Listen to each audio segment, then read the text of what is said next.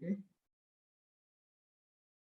So ఇదేం చేస్తుంది అంటే జేవిఎం అలొకేట్ చేస్తుంది, స్పేస్ ని డిలీట్ చేసేది మాత్రం GC. GC will clear the space once the user action is done. It is continuous process of JVM andi actual ga.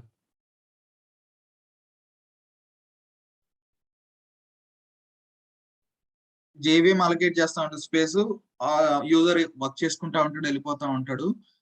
ఆ space ని డిలీట్ చేసేది జీసీ, గార్బేజ్ కలెక్టర్. ఓకే. ఇవన్నీ చాలా engineering level of concept అండి. Okay, కాకపోతే endurance test ఎందుకు చేస్తారని చెప్పడానికి నేను ఇది చెప్పాను. ఓకే, గార్బేజ్ కలెక్టర్ అన్నమాట. ఓకే, సో ఇది క్లియర్ చేయాలి, గార్బేజ్ ని అంటే వేస్టేజ్ ని క్లియర్ చేయాలి అని దాని ఉద్దేశం. ఓకేనా. సో ఈ ఎండ్యూరెన్స్ టెస్ట్ లో ఏం ఫైండింగ్ చేస్తాం అంటే కంటిన్యూస్ గా అప్లికేషన్స్ రన్ అవుతున్నప్పుడు, ఓకేనా, ఈ సమయంలో జీసీ వర్క్ చేయకనో, జేవిఎం స్పేస్ ని అలొకేట్ చేయకనో, యూజర్స్ రిక్వెస్ట్లు ఎక్కువ అవ్వడం వల్లనో, దేని వల్లనో అప్లికేషన్ లో మెమరీ లీకేజెస్ వస్తాయి. To find out memory leakages. Memory leakages అంటే మెమరీ అవైలబుల్ గా లేనప్పుడు వచ్చేదే memory leakage. Will be running this test. ఓకేనా. అది ఎందువల్ల ఇష్యూ, ఎందువల్ల చేసేది ఇంజనీరింగ్ వర్క్. ఎండ్యూరెన్స్ టెస్ట్ ఎందుకు చేస్తారు? ఎండ్యూరెన్స్ చేసిన తర్వాత వచ్చే ఇష్యూస్ ని మీరు ఎలా ఫైండ్ అవుట్ చేయాలి, మీరు రిపోర్టింగ్ చేయడం మాత్రమే మీ వర్క్.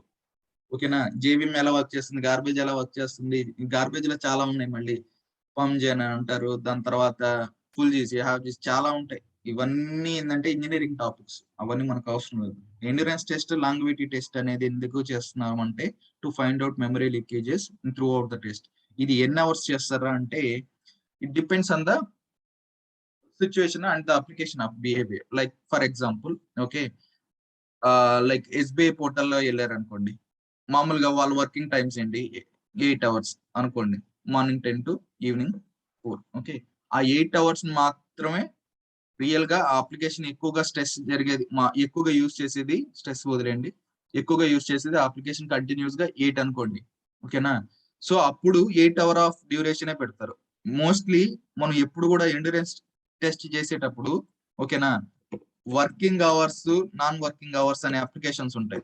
వర్కింగ్ అవర్స్ లో మాత్రమే వర్క్ అవుతాయి. అమెజాన్ అనేది working hours, non working hours లో కూడా చేస్తూ ఉంటుంది, 24/7 లో ఉంటుంది. అలాంటి వాటికి అన్నిటికీ మోస్ట్లీ మనం 12 hours ఆఫ్ టెస్ట్ పెడతాం, సారీ 24 hours ఆఫ్ టెస్ట్ పెడతాం. మరి అన్ని అవర్స్ ఎవరు టెస్ట్ చేయలేరు అనుకున్నప్పుడు మోస్ట్లీ మనం మాక్సిమం మనం వెళ్ళగలిగింది 12 hours. ఓకే, 24 hours కూడా పెట్టే వాళ్ళు ఉన్నారండి. ఎండ్యూరెన్స్ టెస్ట్ 24 hours కూడా పెడతారు అలాంటి అప్లికేషన్ తగిలితే. మోస్ట్లీ మనం చేసేది 8 or 12 అంతే. 8 hours ఎందుకండి, 8 వర్కింగ్ అవర్స్ అని. అంటే any of A day 8 working hours లో కంటిన్యూస్ గా అప్లికేషన్ రన్ అవుతూ ఉంటే అప్లికేషన్ యొక్క మెమరీ లీకేజెస్, మెమరీ ఎలా వర్క్ చేస్తుంది, ఇది అప్లికేషన్ లెవెల్లో సర్వర్స్ లో మెమరీస్ ఎలా బిహేవ్ చేస్తున్నాయని తెలుసుకోవడానికి endurance test. And also continuous గా అప్లికేషన్ మీద లోడ్ పెడుతూ ఉన్నప్పుడు అప్లికేషన్ పర్ఫార్మెన్స్ ఏదైనా డిగ్రేడ్ అవుతుందా, రెస్పాన్స్ టైమ్స్ ఎక్కడ డిగ్రేడ్ అవుతున్నాయా, మెమరీ వల్ల కాదు, లైక్ వేరే ఏదైనా ఇష్యూ వల్ల సర్వర్ ఏదైనా ప్రాపర్ గా బిహేవ్ చేయట్లేదా. అంటే ఏదైనా ప్రాపర్ గా బిహేవ్ చేయట్లేదంటే దాంట్లో ట్యూనింగ్ చేసిన తర్వాత ప్రొడక్షన్ లో ఇలాంటి ఇష్యూ ఒకటి వస్తుంది ఇలా చేస్తున్నప్పుడు. సో ప్రొడక్షన్ లో ఇలా అవ్వకుండా ఉండాలంటే మీరు ఇలాంటి సర్వర్స్ ఈ కన్ఫిగరేషన్స్ తో, ఈ సెట్టింగ్స్ తో పెట్టుకుంటే నీట్ గా వస్తుంది అని చెప్పడానికి మనం ఎండ్యూరెన్స్ టెస్ట్ చేస్తాం. So these are the main test which we are going to do. Okay, common గా అయితే రిగ్రెషన్ టెస్టింగ్ లో రిగ్రెషన్ చేస్తున్నారు అనుకుంటే, ఒక అప్లికేషన్ రిగ్రెషన్ టెస్టింగ్ చేస్తున్నారంటే లోడ్, స్ట్రెస్, ఎండ్యూరెన్స్ కామన్ గా చేస్తారు. ఓకే, ఇంకా అంతేనా, ఇంకేమైనా ఉన్నాయా టెస్ట్లు అంటే చాలా ఉన్నాయండి. స్పైక్ టెస్ట్ ఉంటుంది. ఓకే, స్పైక్ టెస్ట్ అంటే ఏంటంటే ఫర్ ఎగ్జాంపుల్, ఓకే, సడన్ గా యూజర్స్ ఒక్కసారిగా యూజర్స్ వస్తే అప్లికేషన్ ఎలా బిహేవ్ చేస్తుంది. సడన్ గా ఒక్కసారిగా యూజర్స్ రావడం ఏంటి నాకే అర్థం కావట్లేదు. అంటే యూజర్స్ కామన్ గా నీ ఎక్స్పెక్టేషన్ ఏంటంటే ఒక 100 యూజర్స్ ఒక పర్ సెకండ్ కి జరుగుతూ ఉన్నారు అనుకోండి,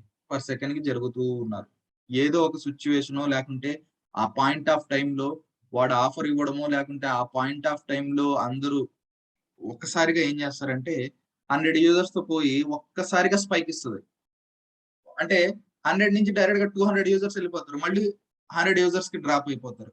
మళ్ళీ కాసేపు జరుగుద్ది.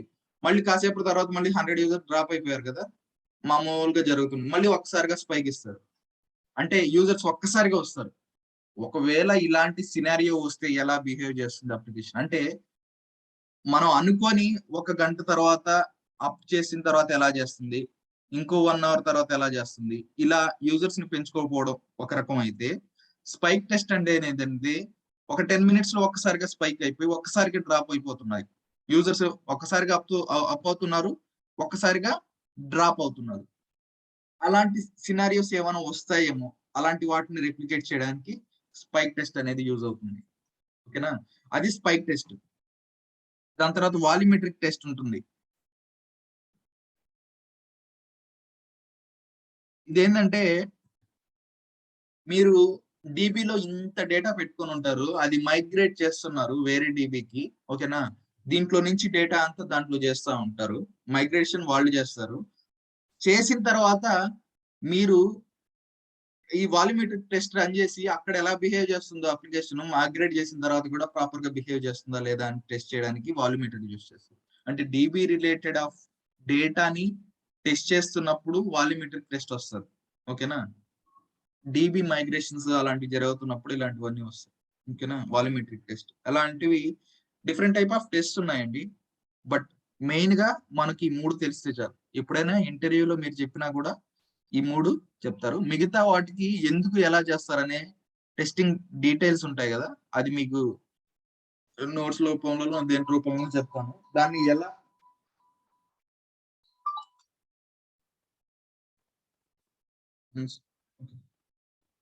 ఓకేనా. సో ఇలా డిఫరెంట్ టైప్ ఆఫ్ టెస్ట్ ఉంటాయండి.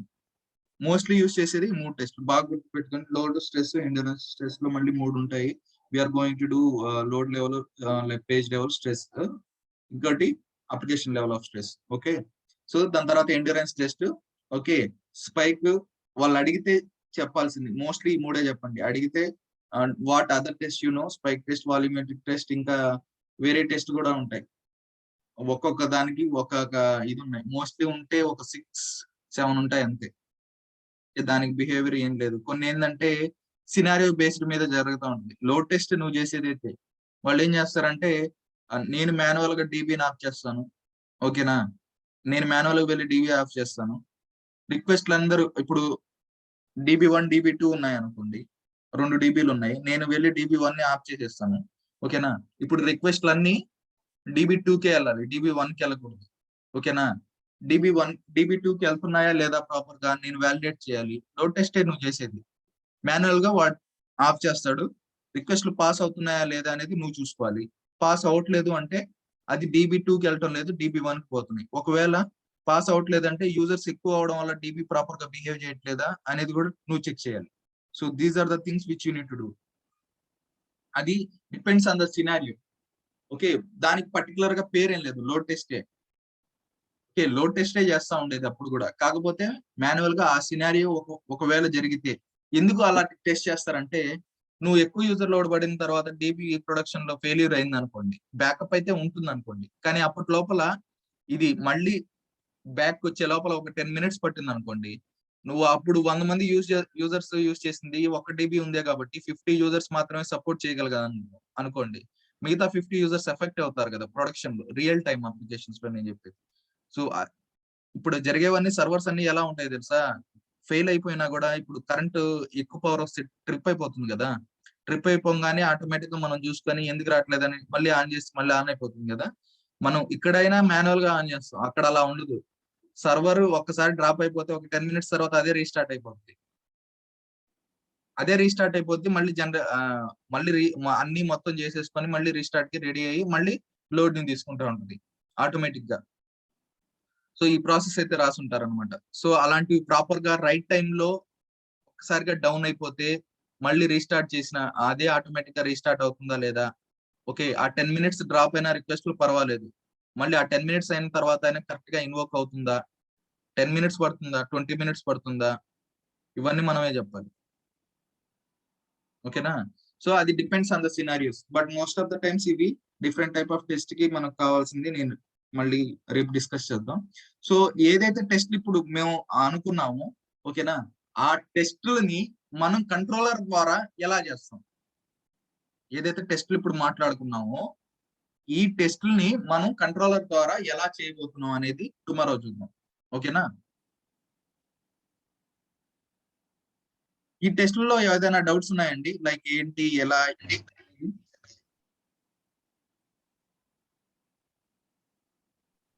No sir. మీరు వెళ్ళి డిఫరెంట్ టైప్ ఆఫ్ టెస్ట్లని మళ్ళీ గూగుల్లో చేయండి అండి. ఈ 3 తప్ప మిగతా ఇంకా వస్తాయి. నేను చెప్పాను కదా, ఒక 7, 8 దాకా వస్తాయి. ఓకే, బట్ అది ఎందుకు ఏంటి అని ఒకసారి చదువుకొని మీరే రాసుకొని ఓకే నీట్ గా చదువుకొని ఉండండి. ఓకేనా? ఒకవేళ అర్థం కాకపోతే నన్ను అడగండి. కెపాసిటీ టెస్ట్ అని కూడా ఉంటుంది. ఓకే, కెపాసిటీ టెస్ట్ కూడా ఉంటుంది. సో దాని గురించి అయితే డీటెయిల్ గా ఇన్ఫర్మేషన్ మెయిన్ లో జరిగేది ఇవి మాత్రం ఎక్కువగా మోస్ట్లీ లోడ్ జరుగుతూ ఉంటుందండి. మోస్ట్లీ లోడ్ జరుగుతూ ఉంటుంది. పర్టికులర్ గా అడిగితే ఎండ్యూరెన్స్ జరగదు. స్ట్రెస్ టెస్ట్ జరుగుతూ ఉండొచ్చు. లోడ్ స్ట్రెస్ కామన్ గా జరుగుతూ ఉంటాయి. సిచ్యుయేషన్స్ ని బట్టి సినారియోని మనం రెప్లికేట్ చేసుకుంటా ఉండాలి. దీన్ని ఇలా చేసుకోవచ్చు, అలా చేసుకోవచ్చు అని వాళ్ళు అడిగారు. ఇలాంటి సిచ్యువేషన్ అక్కడైతే ఎలా చేయాలి అని మనం దాన్ని రెప్లికేట్ చేసి చూపిస్తాం. రెప్లికేషన్ అంటే ఆ విధంగా వచ్చేటట్టుగా చూపించడం. దానికి టార్గెట్ చేసి యూజర్స్ ని అవన్నీ పెట్టి ఇలా ఒక్కసారిగా స్పైక్ ఇవ్వడం, ఒక్కసారిగా డ్రాప్ అవ్వడం అవన్నీ ఉంటాయి అలా. ఓకేనా?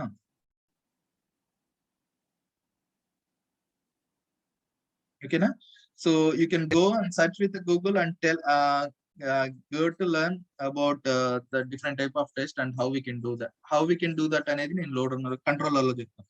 సో ఏదైతే ఇప్పుడు డిస్కస్ చేశామో, ఓకేనా, దాన్ని కంట్రోలర్ ద్వారా ఎలా చేస్తాం అనేది రేపు టార్గెట్ చేద్దాం. ఓకేనా? So before that prepare your scenarios. Okay, and today's and tomorrow classes ఇది అప్లోడ్ చేసేస్తాను. ఇదేంటంటే మనం స్టాప్ చేసిన తర్వాత ప్రాసెస్ కి టైం తీసుకుంటుంది. సో ఆ టైంలో ఒకళ్ళు కూర్చోడానికి నేను బయటికి వెళ్తున్నాను. when I come back, like I was in some other work, so I can't able to upload it the same day actually. Okay, so mostly ee roju anni okkasariga upload chesestam by afternoon. Okay, you can go through that and also try to learn about different type of tests and why we are doing those type of tests, and also prepare your scripts, okay, with all enhancements. If meer executions cheyali anna kuda meek easy ga untundi. Proper గా script work అవుతుంది అంటగానే చూసుకోండి. ఒక 4 ఇటరేషన్లు పెట్టి చూడండి. Script ఒక్క iteration pass అవుతుంది అనుకోండి, different user test data పెట్టినప్పుడు అన్నిటికీ వర్క్ అవుతుందా లేదా అనేది కూడా టెస్ట్ చేసుకోండి. ప్రాపర్ యూజర్ నేమ్ లాగిన్స్ పెట్టండి. ఒకరు యూజ్ చేసిన స్క్రిప్ట్ ఇంకోటి యూజ్ చేస్తే ఖచ్చితంగా పాస్ అవ్వదు. ఎందుకంటే ఆ టెస్ట్ డేటా క్రియేషన్ అంతా నీ సర్వర్ లో జరిగింది కాబట్టి నీ సర్వర్ లో అది డేటా వర్క్ అవుతుంది, నా సర్వర్ లో వర్క్ అవుతుంది. అర్థమైందా? ఒకటి చేస్తాడులే మిగతా వాళ్ళు చేసేసుకుందాం అని కాకుండా ఎవరికి వాళ్ళు యూజ్ చేసుకొని టెస్ట్ డేటా క్రియేట్ చేసుకోండి. టెస్ట్ డేటా క్రియేట్ చేసుకోవడం ఐడియా ఉంది కదా. యూజర్ నేమ్ పాస్వర్డ్స్ ని ఎలా క్రియేట్ చేసుకుంటూ ఉంటారు? సైన్ అప్ చేసుకొని క్రియేట్ చేసుకొని టెస్ట్ డేటాస్ మినిమం ఒక 5 పెట్టుకోండి. 5 టెస్ట్ డేటాస్ పెట్టుకోండి. ఓకేనా? యూనిక్ కీస్ పెట్టి టెస్ట్ చేద్దాం. ఓకేనా? సో అది ప్రిపేర్ చేసుకొని test data and will do the same actually. Okay okay sir, thank you sir. That's all for today. By.